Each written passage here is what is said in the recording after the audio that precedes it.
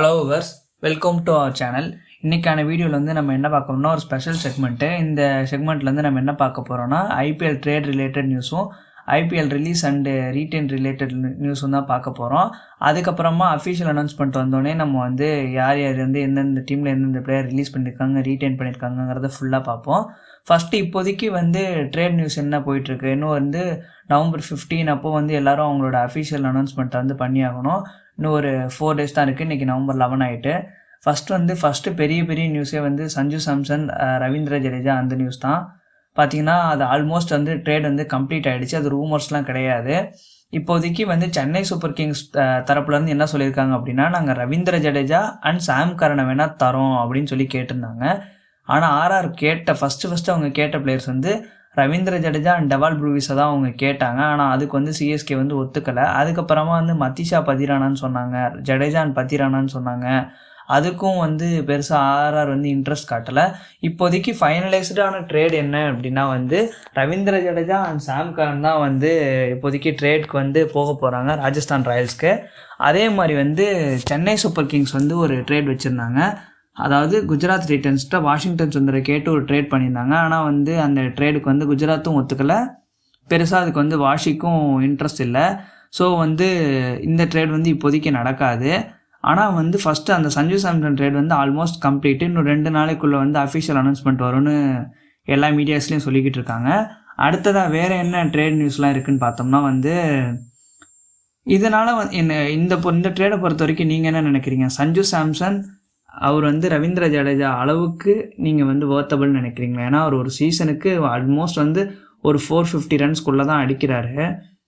நார்மலான ஒரு பிளேயரும் வந்து கிட்டத்தட்ட அவ்வளோதான் ஆடுறாரு. ஆனால் சஞ்சு சாம்சனுக்கு எனக்கு தெரிஞ்சு ஜடேஜா வந்து கொஞ்சம் ஓவர் நினச்சேன். ஆனால் சாம் கரனையும் சேர்த்து அவங்க டீம் இன்னும் வந்து 2 பேரை கொடுத்து இன்னும் ஸ்ட்ராங் பண்ணிட்டாங்க.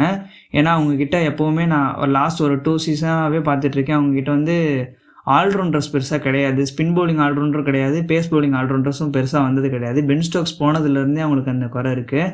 ஆனால் இப்போ வந்து சாம் கரன் அண்டு ஜடேஜா 2 பேருமே சூப்பர் ஆல்ரவுண்டர்ஸ் தான். அதுவும் சாம் கரன் இப்போ 100ல் செம்ம ஃபார்மில் இருந்தார். பேட் அண்ட் பால் 2த்துலேயுமே சூப்பராக பண்ணார்.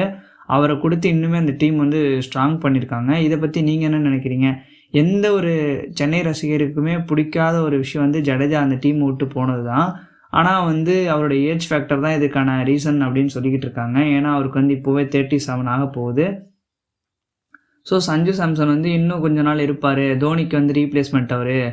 தோனியை வந்து இம்பேக்ட் பிளேயராக கொண்டு வந்துடுவாங்க. சஞ்சு சாம்சன் தான் வந்து ஃபுல்லாக விக்கெட் கீப்பர் பண்ணுவார், அதுக்காக தான் அவர் எடுக்கிறாங்க அப்படின்னு சொல்லிட்டு இருக்காங்க. அதுக்கு வந்து ஜடேஜாவை டீமில் வச்சுட்டு மீதி இருக்கிற பிளேயர்ஸை விட்டாலே நம்ம ஆல்ரெடி போட்ட வீடியோ மாதிரி வந்து ஒரு நியர்லி ஒரு 30 crores 35 crores வந்து இருக்குது சென்னை சூப்பர் கிங்ஸ்கிட்ட. அவங்க இன்கேஸ் வந்து சஞ்சு சாம்சன் ஆக்ஷன்லேயே வந்திருந்தா கூட அவர் வந்து டேரெக்டாக அவங்க ஆக்ஷனில் போய் பண்ணிக்கலாமே. ஏன்னா ஆர்ஆர் வந்து எப்படியும் அவர் வந்து விட தான் போகிறாங்க. மற்ற டீம் கூடயும் ட்ரேட் பெருசாக ஒத்து வரல. ஸோ வந்து டேரெக்டாக இவங்க போய் அதை ஆக்ஷன்லேயே எடுத்துருக்கலாம். ஆனால் வந்து ஜடேஜாவை கொடுத்து அவரை வாங்கியிருக்காங்க. இது யாருக்கும் பிடிக்காது, அக்செப்டே பண்ணிக்க முடியாத ஒரு விஷயமாக தான் இருக்குது. பரவாயில்லான அதை அவங்க பண்ணிட்டாங்க. நம்ம இதுக்கு மேலே அதை ஒன்றும் பண்ண முடியாது. ஸோ வந்து இந்த ட்ரேட் வந்து இதுக்கு ஆல்மோஸ்ட் டன் ஆகிட்டு. அடுத்ததாக வந்து வேறு என்ன ட்ரேட் நியூஸ் அப்படின்னா வந்து சஞ்சு சாம்சனுக்காக வந்து பஞ்சாப்புமே ட்ரை பண்ணாங்க. பஞ்சாபுக்கிட்ட வந்து ஆர்ஆர் கேட்ட பிளேயர்ஸ்னு வந்து அவங்க தரேன்னு சொன்னது வந்து மார்க்கஸ் ஸ்டாயினிஸ் தரேன்னு சொன்னாங்க. ஆனால் ஆர்ஆர் கேட்ட பிளேயர்ஸ் வந்து மார்க்கஸ் ஸ்டாயினிஸ் மட்டும் எங்களுக்கு பத்தாது, மார்க்கஸ் ஸ்டாயினிஸ் கூட ஹர்ப்ரீத் பாரு அப்படி இல்லைனா யுஸ்வேந்திர சகல் அந்த மாதிரி ஒரு பெரிய பிளேயரையும் வந்து கேட்டாங்க. இல்லைனா வைஷாக் விஜயகுமார் யாராவது ஒரு பவுலர் வந்து கேட்டாங்க. ஆனால் பஞ்சாப் வந்து அந்த ட்ரேடுக்கு வந்து ஒத்துக்கலை. இப்போ ஃபைனலைஸ்டாக ஆகிடுச்சு. சென்னை சூப்பர் கிங்ஸுக்கு தான் சஞ்சு சாம்சன் வந்து விளையாட போகிறாரு. ஸோ அடுத்த ட்ரேட் நியூஸ் என்னென்னு பார்ப்போம். அடுத்ததாக வந்து கேஎல் ராகுல் தான். கேஎல் ராகுலோட ட்ரேட் நியூஸ் வந்து ரொம்பவுமே அப்படி தான் தீவிரமாக போயிட்டு இருந்தது. என்னென்னா கேஎல் ராகுல் அண்டு இஷான் கிஷன் 2 பேருமே அப்படி தான்.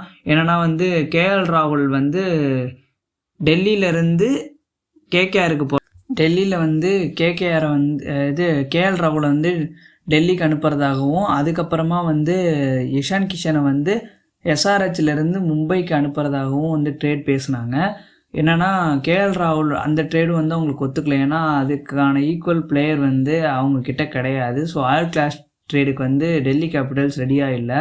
ஸோ அவங்க வந்து சஞ்சு சாம்சன் ட்ரை பண்ணாங்க, ஆனால் அவர் வந்து கிடைக்கல. ஆனால் வந்து இப்போது என்னென்னா இந்த ட்ரேடும் மோஸ்ட்லி ரூமர்ஸாகவே முடிஞ்சிடும்னு நான் நினைக்கிறேன். இந்த ட்ரேட் வந்து பெருசாக நடக்கிறதுக்கான சான்ஸ் கிடையாது. இப்போ இன்னும் ஒரு 4 days தான் இருக்கிற நிலையில் வந்து எப்படி போயிட்டுருக்குன்னா, இப்போதைக்கு கன்ஃபார்ம் ட்ரேட் அப்படின்னா சஞ்சு சாம்சனோடது மட்டும்தான். மற்ற எந்த ட்ரேடுமே நமக்கு தெரியல இன்ன வரைக்கும். ஆனால் நிறைய இன்ஜுரி அப்டேட்ஸ்லாம் இருக்குது. ஏன்னா பேட் கமின்ஸ் வந்து இன்னும் இன்ஜுரிலேருந்து ரெக்கவர் ஆகலை. திடீர்னு ரஜத் பட்டிதார் வந்து இன்ஜுரின்னு சொன்னாங்க. இன்னும் 4 months அவரால் கிரிக்கெட் விளையாட முடியாதுன்னு சொல்லிட்டு இருக்காங்க.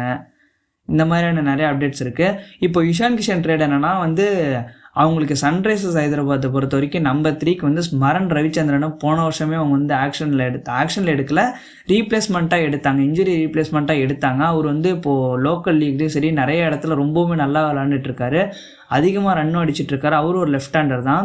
ஸோ வந்து இவரை வந்து நியர்லி 15 crores 12 crores 15 சரியாக தெரில, அவ்வளோ காசு போட்டு இவரை ரீட்டைன் பண்ணுறதுக்கு அவங்க வந்து இப்போ பேட் கமின்ஸ் மாதிரி ஒரு ஆள் இன்ஜுரி அப்படின்னா அவருக்கு ஒரு ரீப்ளேஸ்மெண்ட் பிளேயர் எடுக்கிறதுக்காக அந்த பைசா வந்து அவங்க செலவு பண்ணலான்னு சொல்லிட்டு, இல்லை இஷான் கிஷனை வந்து விட்டுட்டு வேறு பிளேயருக்கு போகலாம் அப்படின்னு சொல்லிட்டு அவரை வந்து விடுறதா தான் இருக்காங்க. ஸோ ட்ரேடு மும்பைக்கு வந்து ஆல் கேஷ் ட்ரேடாக வந்து பேசி பார்த்தாங்க.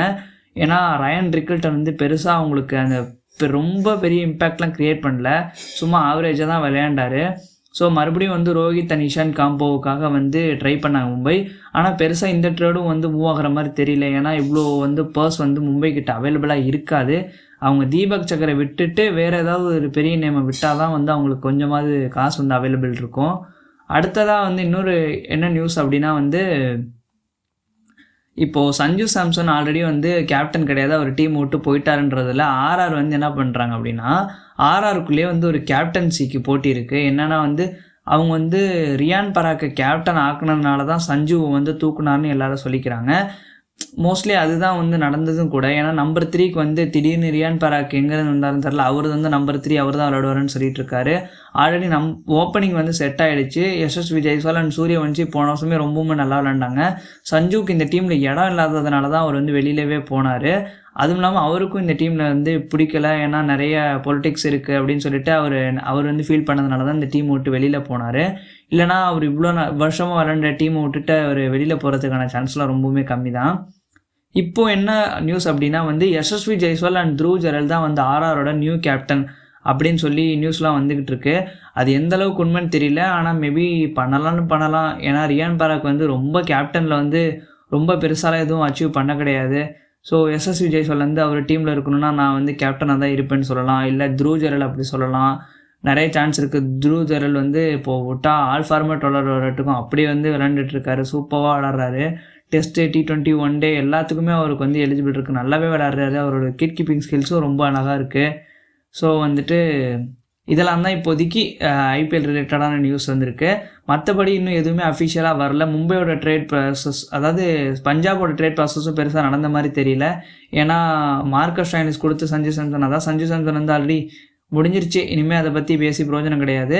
ஜிடி வந்து தெளிவாக சொல்லிட்டாங்க, நாங்கள் வாஷிங்டன் சுந்தரை தரப்போகிறது இல்லைன்னு சொல்லிட்டு அவருக்கும் வந்து எங்கேயும் போகிறதுக்கு விருப்பம் இல்லை.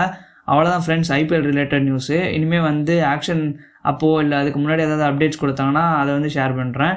அவ்வளோதான், பாய்.